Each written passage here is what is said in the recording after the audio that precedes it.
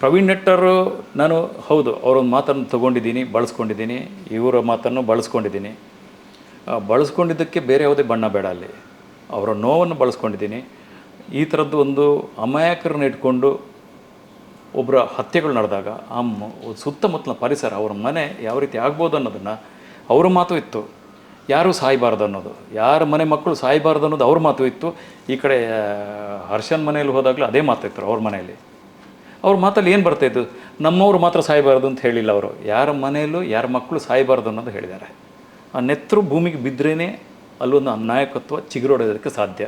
ಆವಾಗ ಈ ಕೆಲಸನ ಮಾಡೋಕ್ಕೆ ಹೋಗ್ತಾರೆ. ಒಂದಷ್ಟು ಕಡೆ ನಾನು ಆಗಲೇ ಹೇಳಿದೆ, ವ್ಯಾಪಾರಕ್ಕೆ ಹೊಟ್ಟೆಪಾಡಿಗೆ ಮಾಡೋ ವ್ಯಾಪಾರ ಬೇರೆ, ನಾಯಕತ್ವಕ್ಕಾಗಿ ಕೆಲವರ ಸ್ವಂತಕ್ಕಾಗಿ ಮಾಡುವ ವ್ಯಾಪಾರ ಬೇರೆ. ಕೆಲವರಿಗೆ ಒಳ್ಳೆ ಕೆಲಸ ಮಾಡೋಕ್ಕಾಗದೆ ಅಥವಾ ಇನ್ಯಾವುದೋ ಕೆಲಸ ಮಾಡೋಕ್ಕಾಗದೆ ದಿಢೀರಂತ ಒಂದು ಹೆಸರು ಬಂದು ಒಂದು ಪಂಗಡದ ನಾಯಕನಾಗಬೇಕು ಅಂತ ಆಸೆ ಇರುತ್ತೆ. ಅದು ಇಂಡೈರೆಕ್ಟಾಗಿ ಆ ಪಂಗಡದ ನಾಯಕತ್ವ ಅನ್ನೋದೇ ಅದು ವೋಟ್ ಬ್ಯಾಂಕಿಂಗ್. ಅದು ಈ ವೋಟ್ ಬ್ಯಾಂಕಿಂಗ್ಗೆ ಟಾರ್ಗೆಟ್ ಇಟ್ಕೊಂಡಾಗ ಅವ್ರಿಗೆ ಯಾವುದೋ ಒಂದು ನೆಪಗಳು ಬೇಕು. ಆ ನೆಪಗಳನ್ನ ಇಟ್ಕೊಂಡಾಗ ಆ ನೆಪಗಳ ಹಿಂದೆ ಒಂದಷ್ಟು ಅವ್ರಿಗೆ ಕಣ್ಣಿಗೆ ಕಾಣಿಸೋದೇ ಒಂದು ಸಾವು ಅಥವಾ ರಕ್ತ. ಆಮೇಲೆ ಕರಾವಳಿ ಫೈಲ್ ಅಂತ ಹೇಳ್ಬೋದು ಅಥವಾ ಕರಾವಳಿ ಸ್ಟೋರಿ ಅಂತ ಹೇಳ್ಬೋದು. ನಾವು ಅದಕ್ಕಿಂತ ಮುಂಚಿತವಾಗಿ ಇದು ಸಿನಿಮಾ ಶೂಟಿಂಗ್ ಆಗಿತ್ತು. ನಾನು ಕೇರಳ ಸ್ಟೋರಿ ಬರೋದಕ್ಕಿಂತ ಮುಂಚಿತವಾಗಿ ನನ್ನ ಸಿನಿಮಾ ಆಗಿತ್ತು. ನಾನು ಬೇರೆನೂ ಸಿನಿಮಾ ಆ ಟೈಟ್ಲು ಫಿಕ್ಸ್ ಆಗಿತ್ತು. ಒಂದು ಸ್ವಲ್ಪ ನಾವು ರಕ್ತ ತೋರಿಸ್ಲಿಕ್ಕೆ ಅಲ್ಲಿ, ಯಾಕಂದರೆ ರಕ್ತ ಹರಿಸೋರಿದ್ದಾಗ ರಕ್ತ ಅಲ್ಲಿ ತೋರಿಸೋದ್ರಲ್ಲಿ ತಪ್ಪೇನಿಲ್ವಲ್ಲ. ಇವತ್ತು ಯಾವುದೇ ಒಂದು ದೊಡ್ಡ ಮಟ್ಟದಲ್ಲಿ ಮಾರ್ಕೆಟ್ ಆಗೋದು ಒಂದು ರಾಜಕೀಯ, ಒಂದು ಮರ್ಡ್ರು ಅಥವಾ ರಾಜಕೀಯದಲ್ಲಿ ಒಳ್ಳೆ ರಾಜಕೀಯ ದೊಡ್ಡ ಮಟ್ಟದಲ್ಲಿ ಇದು ಮಾರ್ಕೆಟ್ ಆಗಲ್ಲ. ಯಾವುದು ಅಲ್ಲಿ ನಡಿಬಾರ್ದಿತ್ತೋ ಅದು ನಡೆದಾಗ ಅದು ಮಾರ್ಕೆಟ್ ಆಗುತ್ತೆ.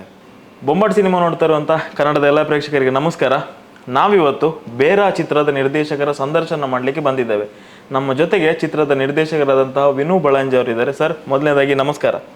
ನಮಸ್ತೆ. ಹೇಗಿದ್ದೀರಿ ಸರ್? ಚೆನ್ನಾಗಿದ್ದೀನಿ ಸರ್. ನಿಮ್ಮ ನಿರ್ದೇಶನದ ಸಿನಿಮಾ ಜೂನ್ 16ನೇ ತಾರೀಕು ಬಿಡುಗಡೆ ಆಗ್ತಾ ಇದೆ ಕರ್ನಾಟಕದಾದ್ಯಂತ. ಹೌದು.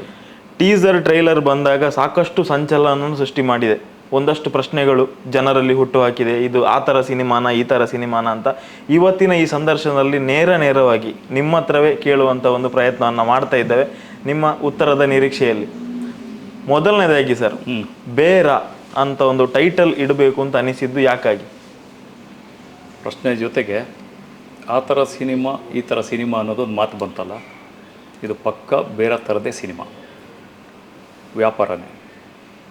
ವ್ಯಾಪಾರಕ್ಕೆ ತುಂಬ ಬೇರೆ ಬೇರೆ ಅರ್ಥಗಳಿದೆ. ನಾವು ಬದುಕಿಗೋಸ್ಕರ ಮಾಡೋದು ಬೇರೆ ಬೇರೆ ವ್ಯಾಪಾರಗಳು ಇದೆ.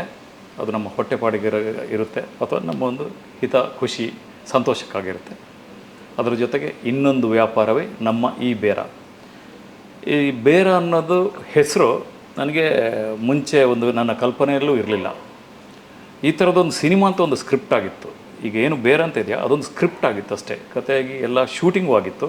ಅಲ್ಲಿವರೆಗೆ ಈ ಚಿತ್ರೀಕರಣ ಆಗ್ತಾ ನನಗೆ ತುಂಬ ಗೊಂದಲ ಇತ್ತು. ಇದಕ್ಕೆ ಯಾವ ಥರದ ಒಂದು ಹೆಸರಿಡೋಣ ಅನ್ನೋದು ಒಂದು ನಮಗೆ ತುಂಬ ಚರ್ಚೆ ಆಗಿತ್ತು. ನಮ್ಮ ಟೀಮ್ ಜೊತೆನೂ ಮಾತಾಡ್ತಾಯಿದ್ದೆ, ಯಾವುದಕ್ಕೂ ಫಿಕ್ಸ್ ಆಗ್ತಿರ್ಲಿಲ್ಲ.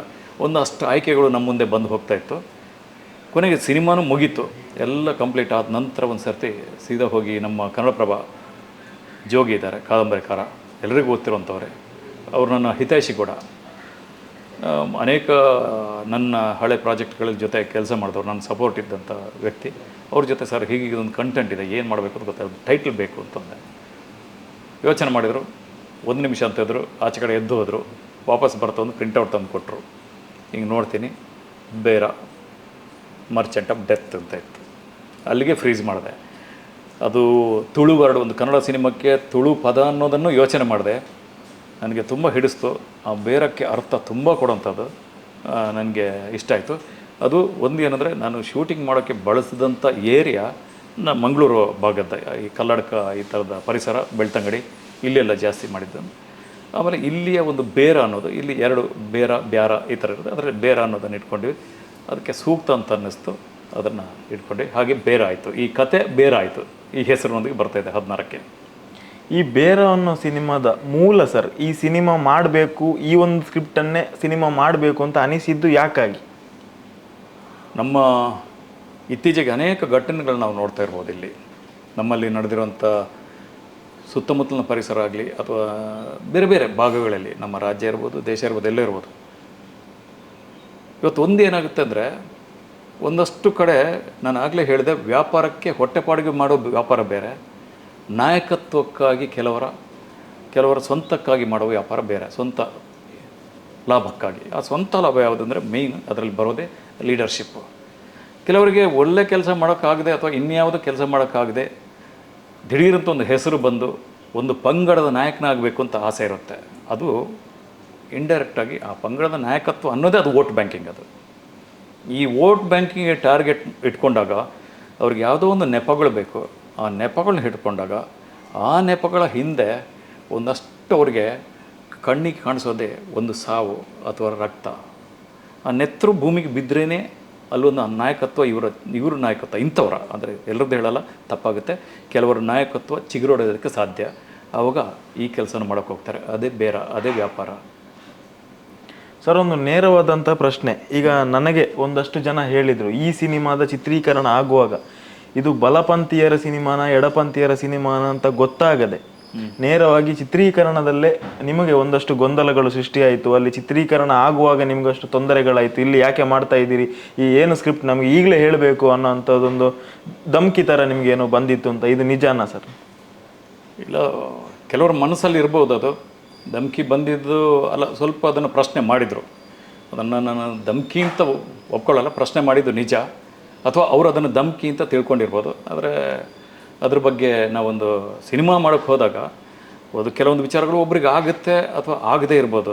ಅದು ಸಿನಿಮಾ ನೋಡಿದ ನಂತರ ಅವ್ರು ನಿರ್ಧಾರ ಮಾಡಬೇಕು, ಅದು ಜನಗಳಿಗೆ ಬಿಟ್ಟಿದ್ದು. ಅದು ಹಾಗಂತಂದ್ಬಿಟ್ಟು ಯಾರೋ ಮಾತಾಡಿದ್ರು ಅಂತಂದ್ಬಿಟ್ಟು ಅದನ್ನು ನಾವು ಗಮನಕ್ಕೆ ತೊಗೊಳಕ್ಕಾಗಲ್ಲ. ನಾವು ಒಬ್ಬರಿಗೆ ಮರ್ಯಾದೆ ಕೊಡಬೇಕು, ರೆಸ್ಪೆಕ್ಟ್ ಮಾಡಬೇಕು, ಇನ್ನೊಬ್ಬರ ಭಾವನೆಗಳಿಗೆ ನಾವು ಧಕ್ಕಾಗಿ ನಡ್ಕೋಬೇಕು. ಅದು ನನ್ನ ಧರ್ಮ. ಹಾಗಂತಂದ್ಬಿಟ್ಟು ಅದನ್ನು ಧಮ್ಕಿ ಅಂತ ಹೇಳೋದಕ್ಕಾಗಲ್ಲ. ಆಮೇಲೆ ಬಲಪಂಥೀಯ ಎಡಪಂಥೀಯ ಅಥವಾ ಯಾವುದೋ ಒಂದು ವರ್ಗ, ಇದಕ್ಕೆ ಉತ್ತರ ನಾನು ಇಲ್ಲಿ ಏನು ಹೇಳಬೇಕು ಅದು ಹೇಳೋದು ಸರಿಯಾಗಲ್ಲ. 16ಕ್ಕೆ ಸಿನಿಮಾ ಥಿಯೇಟ್ರಿಗೆ ಬರುತ್ತಲ್ಲ, ಮೊದಲ ಪ್ರೇಕ್ಷಕ ಒಂದು ಚೇರಲ್ಲಿ ಕೂತಿರ್ತಾನಲ್ಲ, ಅವನು ಬರ್ತಾನೆ, ಅವನು ನಿರ್ಧಾರ ಮಾಡ್ತಾನೆ. ಅದು ಬಹುಶಃ ಈ ನೀವು ಕೇಳಿದ ಇದಕ್ಕೆ ಅದು ಉತ್ತರ ಆಗಿರುತ್ತೆ ಅಲ್ಲಿ. ಈಗ ನಾವು ಈ ಸಿನಿಮಾದ ಒಂದು ಪ್ರಮೋಷನ್ ಆಗುವಂಥ ಟೈಮಲ್ಲಿ ರೀಸೆಂಟಲ್ಲಿ ಒಂದು 2 ವಿಡಿಯೋನ ನೋಡಿದ್ವಿ. ಏನಂತ ಹೇಳಿದ್ರೆ, ನೀವು ಈ ಸಿನಿಮಾದ ಟ್ರೈಲರ್ನ ಹಿಡ್ಕೊಂಡು ರೀಸೆಂಟಾಗಿ ಹತ್ಯೆಯಾದಂಥ ಪ್ರವೀಣ್ ನೆಟ್ಟಾರ್ ಅವರ ಮನೆಗೆ ಹೋಗಿ ಅಲ್ಲಿ ಅವರಿಗೆ ಟ್ರೈಲರನ್ನು ತೋರಿಸಿ ಅವರ ಒಂದು ಏನು ರಿಯಾಕ್ಷನ್ ಇದೆ ತಗೊಳ್ಳೋ ಪ್ರಯತ್ನನ ಮಾಡಿದ್ರಿ. ಅದಕ್ಕಿಂತ ಹಿಂದೆ ನಮ್ಮ ಹರ್ಷ ಅವ್ರದ್ದು ಕೂಡ ನೀವು ತಗೊಳ್ಳುವಂಥ ಪ್ರಯತ್ನ ಮಾಡಿದ್ರು. ಈ ವಿಡಿಯೋ ಸೋಷಿಯಲ್ ಮೀಡಿಯಾದಲ್ಲಿ ಹರಿದಾಡಿದಾಗ ಮೊದಲು ಬಂದಂಥ ಒಂದು ದೊಡ್ಡ ಪ್ರಶ್ನೆ ಏನು ಅಂತ ಹೇಳಿದರೆ, ಈ 2 ಹತ್ಯೆಗಳ ಬಗ್ಗೆ ಇರುವಂಥ ಸಿನಿಮಾನ ಬೇರ ಅಂತ ನೇರವಾಗಿ ಎಷ್ಟೋ ಜನ ಪ್ರಶ್ನೆಯನ್ನು ಕೇಳಿದ್ರು. ನಿಮ್ಮಲ್ಲಿ ಅದಕ್ಕೆ ಉತ್ತರ ಬಂದಿರಲಿಲ್ಲ, ಅದಕ್ಕೋಸ್ಕರ ಈ ಪ್ರಶ್ನೆ ಸರ್, ಏನು ಹೇಳ್ತೀರಿ? ಈಗ ಪ್ರವೀಣ್ ನೆಟ್ಟಾರ್ ಸತ್ತಾಗ ಅವ್ರನ್ನ ಕಳ್ಕೊಂಡಿದ್ಯಾರು? ಅವ್ರ ಹೆಂಡತಿ, ಅವರ ಅಪ್ಪ ಅಮ್ಮ. ಸಂತೋಷ್ ಸತ್ತಾಗ ಅವ್ರನ್ನ ಕಳ್ಕೊಂಡ್ಯಾರು? ಅಮ್ಮ, ಅಕ್ಕ, ಅಪ್ಪ, ಮನೆಯವರು. ಇನ್ನು ನಮ್ಮ ಸುರತ್ಕಲಲ್ಲಿ ಫಾಜಿಲ್ ಅವ್ರು ಸತ್ತಾಗ ಕಳ್ಕೊಂಡವ್ರು ಯಾರು? ಅವರ ಅಪ್ಪ ಅಮ್ಮ. ನೋವು. ನಾನು ಹೇಳ್ತಿರೋದು, ರಕ್ತ ಯಾರ್ದೇ ಆಗಲಿ ಭೂಮಿಗೆ ಬಿದ್ದರೆ ಅದರದ್ದು ಬೆಲೆ ಬೇರೆಯೇ ಇರುತ್ತೆ. ಅದಕ್ಕೆ ಅದನ್ನು ಮಾಡಬಾರ್ದು. ಆದರೆ ಮಾಡೋರು ಇದ್ದಾರೆ ನಮ್ಮಲ್ಲಿ. ಪ್ರವೀಣ್ ನೆಟ್ಟರು ನಾನು ಹೌದು ಅವರೊಂದು ಮಾತನ್ನು ತೊಗೊಂಡಿದ್ದೀನಿ, ಬಳಸ್ಕೊಂಡಿದ್ದೀನಿ, ಇವರ ಮಾತನ್ನು ಬಳಸ್ಕೊಂಡಿದ್ದೀನಿ. ಬಳಸ್ಕೊಂಡಿದ್ದಕ್ಕೆ ಬೇರೆ ಯಾವುದೇ ಬಣ್ಣ ಬೇಡ. ಅಲ್ಲಿ ಅವರ ನೋವನ್ನು ಬಳಸ್ಕೊಂಡಿದ್ದೀನಿ. ಈ ಥರದ್ದು ಒಂದು ಅಮಾಯಕರನ್ನ ಇಟ್ಕೊಂಡು ಒಬ್ಬರ ಹತ್ಯೆಗಳು ನಡೆದಾಗ ಆ ಸುತ್ತಮುತ್ತಲ ಪರಿಸರ, ಅವರ ಮನೆ ಯಾವ ರೀತಿ ಆಗ್ಬೋದು ಅನ್ನೋದನ್ನು ಅವ್ರ ಮಾತು ಇತ್ತು. ಯಾರೂ ಸಾಯಬಾರ್ದು ಅನ್ನೋದು, ಯಾರ ಮನೆ ಮಕ್ಕಳು ಸಾಯಬಾರ್ದು ಅನ್ನೋದು ಅವ್ರ ಮಾತು ಇತ್ತು. ಈ ಕಡೆ ಹರ್ಷನ್ ಮನೆಯಲ್ಲಿ ಹೋದಾಗಲೂ ಅದೇ ಮಾತಿತ್ತು. ಅವ್ರ ಮನೆಯಲ್ಲಿ ಅವ್ರ ಮಾತಲ್ಲಿ ಏನು ಬರ್ತಾಯಿತ್ತು, ನಮ್ಮವರು ಮಾತ್ರ ಸಾಯಬಾರ್ದು ಅಂತ ಹೇಳಿಲ್ಲ ಅವರು, ಯಾರ ಮನೆಯಲ್ಲೂ ಯಾರ ಮಕ್ಕಳು ಸಾಯಬಾರ್ದು ಅನ್ನೋದು ಹೇಳಿದ್ದಾರೆ. ನಾನು ಅದನ್ನು ಇಟ್ಕೊಂಡಿದ್ರಲ್ಲಿ ಬಹುಶಃ ತಪ್ಪಿಲ್ಲ. ಅದು ಸಿನಿಮಾ ಬರಲಿ 16ಕ್ಕೆ. ಹಾಗೇನೋ ಒಂದು ವಿಚಾರ ಕೂಡ ಬಂತು ಸರ್, ರೀಸೆಂಟಾಗಿ ಕೇರಳ ಫೈಲ್ಸ್ ಅಂತ ಒಂದು ಸಿನಿಮಾ ಬರುತ್ತೆ, ಆಮೇಲೆ ಇನ್ನೊಂದು ಅದೇ ಥರದ ಒಂದು ಧರ್ಮದ ಬಗ್ಗೆದ ಒಂದು ಸಿನಿಮಾ ಬಂದಿರುತ್ತೆ. ಈಗ ಜನರು ಈ ಸಿನಿಮಾದ ಟ್ರೈಲರ್ ನೋಡಿದಾಗ ಇದಕ್ಕೆ ನೀವು ಬೇರೆ ಅಂತ ಹೆಸರಿಡೋ ಬದಲು ಕರಾವಳಿ ಫೈಲ್ಸ್ ಅಥವಾ ಗೇಟ್ ಆ ಥರದೊಂದು ಹೆಸರು ಇಟ್ಟಿದ್ರೆ ಒಳ್ಳೇದಿತ್ತು ಅಂತ ಹೇಳಿ ಸಜೆಸ್ಟ್ ಮಾಡಿದ್ರು. ಏನು ಹೇಳ್ತೀರಿ? ಈಗ ಆ ಥರದ ಸ್ವಲ್ಪ ರಾ ಇರುವಂಥದ್ದು ರಕ್ತಪಾತದ ಸಿನಿಮಾ ಆಗಿರುತ್ತಾ ಬೇರೆ? ಅಲ್ಲ, ರಕ್ತಪಾತ ಒಂದು ಸ್ವಲ್ಪ ನಾವು ರಕ್ತ ತೋರಿಸ್ಲಿಬೇಕಾಗತ್ತೆ ಅಲ್ಲಿ. ಯಾಕಂದರೆ ರಕ್ತ ಹರಿಸೋರಿದ್ದಾಗ ರಕ್ತ ಅಲ್ಲಿ ತೋರಿಸೋದ್ರಲ್ಲಿ ತಪ್ಪೇನಿಲ್ವಲ್ಲ. ಆಮೇಲೆ ಕರಾವಳಿ ಫೈಲ್ ಅಂತ ಹೇಳ್ಬೋದು ಅಥವಾ ಕರಾವಳಿ ಸ್ಟೋರಿ ಅಂತ ಹೇಳ್ಬೋದು. ನಾವು ಅದನ್ನೇ ನಾವು ಅದಕ್ಕಿಂತ ಮುಂಚಿತವಾಗಿ ಇದು ಸಿನಿಮಾ ಶೂಟಿಂಗ್ ಆಗಿತ್ತು. ನಾನು ಕೇರಳ ಸ್ಟೋರಿ ಬರೋದಕ್ಕಿಂತ ಮುಂಚಿತವಾಗಿ ನನ್ನ ಸಿನಿಮಾ ಆಗಿತ್ತು. ನಾನು ಬೇರೆನೂ ಸಿನಿಮಾ ಟೈಟ್ಲು ಫಿಕ್ಸ್ ಆಗಿತ್ತು. ಆಮೇಲೆ ಅದೇ ಥರದ ಹೆಸರು ಇಡಬೇಕು ಅಂತೇನಿಲ್ಲ. ಈಗ ಬೇರೆ ಅನ್ನೋದೇ ಒಂದು ವ್ಯಾಪಾರ ಅಂತಾದಾಗ ಬಹುಶಃ ಇನ್ನೊಬ್ಬರು ಇದನ್ನು ಅಲ್ಲಿ ವ್ಯಾಪಾರ ಆಗಿದೆ, ನಮ್ಮಲ್ಲಿ ಒಂದು ವ್ಯಾಪಾರ ಇಡೋಣ ಅಂಥದ್ದು ಬರ್ಬೋದು. ಅದರಿಂದ ಹೆಸರು ಮುಖ್ಯ ಅಲ್ಲ, ನಾವು ಏನು ಕಂಟೆಂಟ್ ಹೇಳ್ತೀವಿ ಆ ಕಂಟೆಂಟ್ನ ಅದಕ್ಕೆ ಕನೆಕ್ಟ್ ಮಾಡಿಕೊಂಡ್ರೆ ಅದು ತಪ್ಪು ಅಂತ ಹೇಳೋದಕ್ಕಾಗಲ್ಲ, ಅಥವಾ ಈ ಥರ ಇರ್ಬೋದು ಅಂತ ಯಾರು ಗೆಸ್ ಮಾಡ್ತಾರ ಅದು ಸುಳ್ಳು ಅಂತಲೂ ಹೇಳೋದಕ್ಕಾಗಲ್ಲ. ಅದು ಸರ್, ಈ ಸಿನಿಮಾ ಏನು ಹೇಳಲಿಕ್ಕೆ ಹೊರಟಿದೆ ಅಂತ, ಯಾಕಂತ ಹೇಳಿದ್ರೆ ಆಗೊಂದು ಮಾತು ಹೇಳಿದ್ರಿ, ಇದು ಆ ಕಡೆಯೋ ಈ ಕಡೆ ಅಂತ ಹೇಳೋದಕ್ಕಿಂತ ಸಾಮಾನ್ಯ ವ್ಯಕ್ತಿಗಳು ಸಾಯಬಾರ್ದು ಅಂತ. ಈಗ ಎಷ್ಟೋ ಜನರಿಗೆ ಅಂದ್ರೆ ಯೂತ್ಸ್ಗಳಿಗೆ ಕೆಲವೊಂದು ವಿಚಾರದ ಹಿಂದೆ ಹೋದ್ರೆ ಇದು ನಿಮಗೆ ತೊಂದರೆ ಅಂತ ಹೇಳಿದ್ರೂ ಕೂಡ ಅವರು ಆ ಕಡೆ ವಾಲುವುದು ಜಾಸ್ತಿ, ನಾವು ಅದೇ ದಾರಿಯಲ್ಲಿ ನಡೀತೇವೆ ಅಂತ ಹೇಳ್ತಾರೆ. ಈ ಸಿನಿಮಾದಲ್ಲಿ ನೀವು ಏನು ಹೇಳಲಿಕ್ಕೆ ಹೊರಟಿದ್ದೀರಿ? ಅಲ್ಲ, ಈ ಸಿನಿಮಾದಲ್ಲಿ ನಾನು ಇಲ್ಲಿ ಹೇಳೋದಕ್ಕಿಂತ ಜಾಸ್ತಿ ಸಿನಿಮಾದಲ್ಲಿ ಏನು ಹೇಳಬೇಕು ಅದನ್ನು ಹೇಳಿದ್ದೀನಿ ನಾನು. ಅದನ್ನು ನೀವು ಬೇರೆನೇ ನೋಡಬೇಕು. ಯಾಕಂದರೆ ನಾನು ಇಲ್ಲಿ ಅದನ್ನು ಹೇಳಿದರೆ ಆ್ಯಕ್ಚುಲಿ ಒಬ್ಬ ನಿರ್ದೇಶಕನಾಗಿ ನಾನು ಇಲ್ಲಿ ವ್ಯಾಪಾರಸ್ಥ ಕೂಡ. ಅದರಿಂದ ನನಗೆ ಬೇರೆ ಆಗಬೇಕಲ್ಲ ನಾನು ಹೇಳಿದರೆ ಅಲ್ಲಿ ವಿಚಾರ. ಅದರಿಂದ ನನಗೆ ಬೇರೆ ಆಗಬೇಕು, ನನಗೂ ವ್ಯಾಪಾರ ಆಗಬೇಕು ಅಂದರೆ ನೀವು ಸಿನಿಮಾಕ್ಕೆ ಬರಬೇಕು. ಸಿನಿಮಾದಲ್ಲಿ ಬಂದು ನೋಡಿದಾಗ ಆ ವಿಚಾರಗಳು ನಿಮಗೆ ಪಕ್ಕ ಕ್ಲಾರಿಟಿ ಸಿಗುತ್ತೆ ಅದ್ರ ಬಗ್ಗೆ. ಸೊ ಇದರ ಒಂದು ಮೊದಲ ಹಂತದ ಚಿತ್ರೀಕರಣ ಆಗಿತ್ತಂತೆ. ಆಮೇಲೆ ಸೆಕೆಂಡ್ ಶೆಡ್ಯೂಲ್ ಆಗಬೇಕಾದ್ರೆ ಒಂದೇ ಸಲಕ್ಕೆ ದೊಡ್ಡ ದೊಡ್ಡ ಸ್ಟಾರ್ ಕಾಸ್ಟ್ಗಳು ಈ ಸಿನಿಮಾಕ್ಕೆ ಬರ್ತಾರೆ. ಇವನ್ ಕಾಂತಾರದ ನಂತರ ದೀಪಕ್ ರೈ ಪಾಣಾಜಿ ಆಗಿರ್ಬೋದು, ಸ್ವರಾ ಶೆಟ್ಟಿ ಆಗಿರ್ಬೋದು, ಸುಮಂತ್ ಅಲ್ವಾರ್ ಆಗಿರ್ಬೋದು, ಆಮೇಲೆ ಹರ್ಷಿಕಾ ಪೂಣಚ್ಚಿ ಆಗಿರ್ಬೋದು. ಈ ಒಂದು ಆಲೋಚನೆ ಯಾಕಾಗಿ ಅಂತ ಹೇಳಿ ಫಸ್ಟ್ ಶೆಡ್ಯೂಲ್ ನಲ್ಲಿ ಇಲ್ಲದ ಕಲಾವಿದರು ಸೆಕೆಂಡ್ ಶೆಡ್ಯೂಲ್ ನಲ್ಲಿ ಒಂದೇ ಸಲಕ್ಕೆ 700 ಸಿನಿಮಾ ಮಾಡಿದ ಕಲಾವಿದರು ಬಂದ್ರು, ಸದ್ಯ ಸೌಂಡ್ ನಲ್ಲಿರುವ ಕಲಾವಿದರು ಬಂದು, ಈಗ ಆಯ್ಕೆಗಳು ಯಾಕಾಗಿ ಅಂತ. ಅಲ್ಲ, ಇದರಲ್ಲಿ ಒಂದು ಸಿನಿಮಾಗಳು ಒಂದು ಸರ್ತಿ ಕತೆ ಮಾಡೋಕ್ಕೆ ಹೋದಾಗ ಅಥವಾ ಶೂಟಿಂಗ್ ಮಾಡೋದು ಇದು ಇಷ್ಟೇ ಅಂತ ಅಂದ್ಬಿಟ್ಟು ನಾವು ಬಿಗಿನಿಂಗ್ ಅಲ್ಲ, ಅದರಲ್ಲಿ ಡೆವಲಪ್ಮೆಂಟ್ ಇರುತ್ತೆ. ಸಿನಿಮಾ ಅನ್ನೋದೇ ಅದು ಒಂದು ಪ್ರಕ್ರಿಯೆ, ಅದು ನಿರಂತರ ಪ್ರಕ್ರಿಯೆ ಅಂತ. ಅದು ಮುಗಿಯೋ ತನಕ ಅದರಲ್ಲಿ ಒಂದು ಅಷ್ಟು ಬದಲಾವಣೆಗಳು ಅಥವಾ ಹೀಗೆ ಬೇಕಿತ್ತು ಹೀಗಿರ್ಬೋದು ಅದ್ರಲ್ಲಿ ಬದಲಾವಣೆ ಬೇಕು ಅನ್ನೋದು ಆ ಥರದ ಒಂದು ವ್ಯವಸ್ಥೆ ಇಲ್ಲದೇ ಇದ್ದರೆ, ಆ ಥರದ್ದೊಂದು ಯೋಚನೆ ಇಲ್ಲದೇ ಇದ್ದರೆ ಅದು ಬೇಕಾದ ಹಾಗೆ ಒಂದು ಸಿನಿಮಾ ಅಂತ ಆಗಲ್ಲ. ತುಂಬ ಸಿನಿಮಾಗಳನ್ನ ಯಶಸ್ಸು ಆಗಿರುವಂಥ ತುಂಬ ಸಿನಿಮಾಗಳು ನೋಡಿರ್ಬೋದು, ಅಥವಾ ಈಗ ನಡೀತಿರುವಂಥ ಒಂದಷ್ಟು ಸಿನಿಮಾಗಳು ಕೊನೆಯ ಹಂತದವರೆಗೂ ಅದರಲ್ಲಿ ಬದಲಾವಣೆಗಳು ನಡೀತಾ ಇರುತ್ತೆ. ಕೊನೆಯ ಹಂತದಲ್ಲೂ ಅದರಲ್ಲಿ ಕಲಾವಿದರು ಬದಲಾಗ್ತಾ ಇರ್ತಾರೆ, ಅಥವಾ ಬದಲಾಗಿರೋದಂದರೆ ಬೇರೆ ಬೇರೆಯವರು ಹೊಸ ಮುಖಗಳು ತಿರ್ಗಾ ಅಲ್ಲಿ ಆ್ಯಡ್ ಆಗ್ತಾ ಇರುತ್ತೆ. ಅದು ಸಿನಿಮಾದ ಒಂದು ಪ್ರಕ್ರಿಯೆ. ಅದು ಆ ನಂತರ ಬಂದರು ಅನ್ನೋದಕ್ಕಿಂತ ಜಾಸ್ತಿ ಅದು ಸಿನಿಮಾದ ಪ್ರಕ್ರಿಯೆ ಅಂತ ನಾನು ಹೇಳೋದಕ್ಕೆ ಇಷ್ಟಪಡ್ತೀನಿ. ಅದಕ್ಕೆ ಏನು ಡಿಮಾಂಡ್ ಮಾಡುತ್ತೋ ಆ ಡಿಮಾಂಡ್ ಮಾಡಿದಾಗ ನಾವು ಅದನ್ನು ಕೊಟ್ಟಾಗಲೇ ಅದಕ್ಕೊಂದು ಪರಿಪೂರ್ಣತೆ ಅಂತ ಬರೋದು. ಬಹುಶಃ ಅವ್ರನ್ನೆಲ್ಲ ತೊಗೊಂಡ್ರಿಂದ ಇದಕ್ಕೊಂದು ಪಕ್ಕ ಒಂದು ಪರಿಪೂರ್ಣತೆ ಬಂತು ಅದರಲ್ಲಿ. ಈಗ ಈ ಸಿನಿಮಾದಲ್ಲಿ ಸ್ವರಾಜ್ ಶೆಟ್ಟಿ ಅವರ ಒಂದು ರೋಲ್ ಇದೆ ಅಂತ ಕೇಳ್ಪಟ್ವಿ. ಲೈಕ್ ಹೇಗಂತ ಹೇಳಿದ್ರೆ ಲೈವ್ ಫುಟೇಜಲ್ಲಿ ಎಲ್ಲಿಯಾದ್ರೂ ಮರ್ಡರ್ ಆಗ್ತಾ ಇದ್ರೆ ಎಕ್ಸ್ಕ್ಲೂಸಿವ್ ಆಗಿ ನನ್ನದೇ ಚಾನಲ್ನಲ್ಲಿ ಬರಬೇಕು ಅನ್ನುವಂಥ ಒಂದು ಮನಸ್ಥಿತಿಯ ಒಬ್ಬ ಮಾಧ್ಯಮ ಯೂಟ್ಯೂಬರ್ ಅಂತ ಹೇಳ್ಬೋದು. ಆ ಪಾತ್ರ ಹೇಗೆ ಹುಟ್ಟಿಕೊಳ್ತು? ನಿಮ್ಮ ನಿಜ ಜೀವನದಲ್ಲಿ ನೋಡಿದಂಥ ಪಾತ್ರವ ಅಥವಾ ಕಾಲ್ಪನಿಕವಾದ? ನಿಜ ಜೀವನದಲ್ಲಿ ಕೆಲವು ಅನುಭವಕ್ಕೆ ಬಂದಿರೋದು, ಒಂದಷ್ಟು ಕಾಲ್ಪನಿಕ. ಇವತ್ತು ಮಾರ್ಕೆಟ್ ಆಗೋದು ಯಾವುದು? ಇವತ್ತು ಯಾವುದೇ ಒಂದು ದೊಡ್ಡ ಮಟ್ಟದಲ್ಲಿ ಮಾರ್ಕೆಟ್ ಆಗೋದು ಒಂದು ರಾಜಕೀಯ, ಒಂದು ಮರ್ಡ್ರು, ಅಥವಾ ರಾಜಕೀಯದಲ್ಲಿ ಒಳ್ಳೆ ರಾಜಕೀಯ ದೊಡ್ಡ ಮಟ್ಟದಲ್ಲಿ ಇದು ಮಾರ್ಕೆಟ್ ಆಗಲ್ಲ. ಯಾವುದು ಅಲ್ಲಿ ನಡಿಬಾರ್ದಿತ್ತೋ ಅದು ನಡೆದಾಗ ಅದು ಮಾರ್ಕೆಟ್ ಆಗುತ್ತೆ. ಆ ಥರ ಒಂದು ನಡಿಬಾರದಂಥ ವಿಚಾರಗಳನ್ನ ಉದ್ದೇಶ ಇಟ್ಕೊಂಡೆ ಇವನ್ನ ತಾನು ಮಾರ್ಕೆಟ್ ಮಾಡ್ಕೊಳಕ್ಕೆ ನೋಡ್ತಾನೆ. ಆದರೆ ಅದರಲ್ಲಿ ಇನ್ನೊಂದು ಆಸಕ್ತಿಕರ ವಿಚಾರ ಇದೆ. ಇವನು ಈ ಥರ ಇದ್ಕೊಂಡೆ ಅವನ ಇನ್ನೊಂದು ಮುಖ ಇದೆ, ಅದು ಸಿನಿಮಾದಲ್ಲಿ ಗೊತ್ತಾಗುತ್ತೆ. ಆದರೆ ಅವನ್ನ ಮಾರ್ಕೆಟ್ ಮಾಡ್ಕೊಳಕ್ಕೆ, ಇದು ಬಿಸ್ನೆಸ್ಸು, ವ್ಯಾಪಾರ. ಅವನಿಗೂ ಇದು ಈ ಟೈಟ್ಲು ಅವನಿಗೂ ಹೊಂದುತ್ತೆ. ಇಲ್ಲಿ ಪ್ರತಿಯೊಬ್ಬರಿಗೂ ಯಾವುದು ಮರ್ಚೆಂಟ್ ಆಫ್ ಡೆತ್ ಅನ್ನೋದು ಆ ಟ್ಯಾಗ್ಲೈನ್ ಕೊಟ್ಟಿದ್ದೀನಿ, ಪ್ರತಿಯೊಂದು ಕ್ಯಾರೆಕ್ಟ್ರಿಗೂ ಅನ್ವಯಿಸ್ತಾ ಹೋಗುತ್ತೆ. ಅಲ್ಲಿ ಒಬ್ಬ ಆಫೀಸರ್ ಬರ್ಬೋದು, ಅಥವಾ ಇನ್ನೊಬ್ಬರ ಯಾರೋ ಕೊಲೆಗಳಕ್ಕೂ ಬರ್ಬೋದು, ಅಥವಾ ಕೊಲೆ ಮಾಡಿಸೋನು ಇರ್ಬೋದು, ಕೊಲೆ ಆಗದವ್ರು ಇರ್ಬೋದು. ಪ್ರತಿಯೊಬ್ಬರಿಗೂ ಆ ಮರ್ಚೆಂಟ್ ಆಫ್ ಡೆತ್ ಅನ್ನೋ ಟ್ಯಾಗ್ಲೈನ್ ಪ್ರತಿಯೊಬ್ಬರಿಗೂ ಅಂಟ್ಕೊಳ್ತಾ ಹೋಗುತ್ತೆ ಅದು. ಸೊ ಈಗ ಬೇರೆ ಸಿನಿಮಾದಲ್ಲಿ ಹೇಳಲಿಕ್ಕೆ ಹೊರಟಿರುವಂಥ ಏನು ಕತೆ ಇದೆ, ಈ ಕಥೆಯ ಥರ ನಿಜ ಜೀವನದಲ್ಲಿ ಸಾಕಷ್ಟು ಅಮಾಯಕರು ಜೀವನ ಕಳ್ಕೊಂಡಿದ್ದಾರೆ. ಅವರ ಫ್ಯಾಮಿಲಿಯವರನ್ನ ಒಟ್ಟು ಮಾಡಿ ಅವರಿಗೊಂದು ಈ ವಿಶೇಷ ಪ್ರದರ್ಶನ ಇಡುವಂಥ ಏನಾದರೂ ಆಲೋಚನೆ ಇದೆಯಾ ಸರ್? ಆ್ಯಕ್ಚುಲಿ ನಾವು ಇದನ್ನು ಮುಂಚೆನೇ ಒಂದು ಮಾತಾಡ್ಕೊಂಡ್ವಿ. ಸಿನಿಮಾ ರಿಲೀಸ್ ಆಗೋದಕ್ಕಿಂತ ಮುಂಚಿತವಾಗಿ ತೋರಿಸ್ಬೇಕು ಅನ್ನೋ ಒಂದು ಉದ್ದೇಶನೂ ಇತ್ತು. ಆನಂತರ ಅದೇನಾಗುತ್ತೆ, ನಾವು ಮುಂಚಿತವಾಗಿ ತೋರಿಸ್ಬಿಟ್ರೆ ಅದಕ್ಕೆ ಬೇರೆ ಬೇರೆ ಒಂದು ಬಣ್ಣಗಳು ಬರ್ಬೋದು, ಅಥವಾ ಎಲ್ಲರನ್ನೂ ಒಟ್ಟಿಗೆ ಕೂರ್ಸೋಕ್ಕೆ ಸಾಧ್ಯ ಆಗದೇ ಇರ್ಬೋದು ಅನ್ನೋದೊಂದು ಯೋಚನೆ ಬಂದು ನಂತರ ಆ್ಯಕ್ಚುಲಿ, ಅಥವಾ ಈ ಶೋ ನಡೀತಾ ಇರಬೇಕಾದ್ರೆ ಅವ್ರನ್ನ ಇನ್ವೈಟ್ ಮಾಡಿಬಿಟ್ಟು ಅವ್ರಿಗೆ ಒಂದು ಸಿನಿಮಾ ತೋರಿಸೋಂಥ ವ್ಯವಸ್ಥೆ ಮಾಡಬೇಕು ಅಂತ ಇದ್ದೀವಿ. ಸರ್, ಈಗ ಫಸ್ಟ್ ಟ್ರೈಲರ್ ಬಂದ ಮೇಲೆ ಈಗ ಒಂದು ಸಮಾಜದಿಂದ ಸಾಕಷ್ಟು ಥರದ ಪ್ರಕ್ರಿಯೆಗಳು ಬರುತ್ತೆ. ಸಿನಿಮಾ ಆಡಿಯನ್ಸ್ ಸಿನಿಮಾ ಥರ ನೋಡ್ತಾರೆ. ಕೆಲವೊಂದು ವ್ಯಕ್ತಿಗಳು ಅದಕ್ಕೆ ಬಣ್ಣ ಕಟ್ಟುವಂಥ ಪ್ರಯತ್ನಗಳು ಬರುತ್ತೆ. ನಿಮಗೆ ಟ್ರೈಲರ್ ನೋಡಿ ಆದ ಮೇಲೆ ಬಂದಂಥ ಒಂದು ಫಸ್ಟ್ ರಿಯಾಕ್ಷನ್ ಯಾವ ಥರ ಇತ್ತು ಅಂತ ಸರ್? ಹಾರ್ಷ್ ಆಗಿತ್ತಾ ಅಥವಾ ನೇರವಾಗಿ ಸಿನಿಮಾ ಒಂಥರ ತಗೊಂಡ ರೀತಿ ಇತ್ತು? ಇಲ್ಲ, ಸಿನಿಮಾವಾಗಿ ತಗೊಂಡವರು ತುಂಬ ಜನ ಇದ್ದಾರೆ. ಸಿನಿಮಾದಿಂದ ಆಚೆ ನಿಂತ್ಕೊಂಡು ಅದಕ್ಕೆ ಬಣ್ಣ ಕಟ್ಟಿದವರು ಬೇರೆ ಇದ್ದಾರೆ. ಅದು ಅವರವ್ರ ವೈಯಕ್ತಿಕ ವಿಚಾರಗಳು. ಈಗ ನಮ್ಮ ಪ್ರಮೋಷನ್ ಮಾಡಬೇಕಾದ್ರೆ ಬೇರೆ ಬೇರೆ ಪೇಜ್ಗಳಲ್ಲಿ ಬರುತ್ತೆ. ಅದು ಪ್ರಮೋಷನ್ ಕೊಡ್ತೀವಿ, ಬೇರೆ ಬೇರೆ ಅದಕ್ಕೆ ವೇದಿಕೆಗಳಿರುತ್ತೆ. ಆ ವೇದಿಕೆಗಳಲ್ಲಿ ನಮ್ದು ಎಲ್ಲ ಶೇರಿಂಗ್ ಮಾಡಿರ್ತೀವಿ.